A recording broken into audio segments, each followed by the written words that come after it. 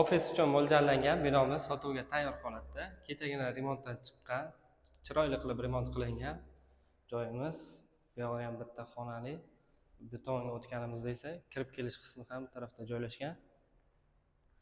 Xo'p, bu yoqdan kirish qismimiz. Kirganimizda o'zini video registratorlar qo'yilgan. Bu yoqda tepli pol qilingan, polnisti. Bu yoqda esa yana bitta xonasi bor. Ko'rib turganingizda juda ham chiroyli qilib, akkuratniy remont qilingan. Tepa patologlarni ham bitta ko'rsatib o'ting.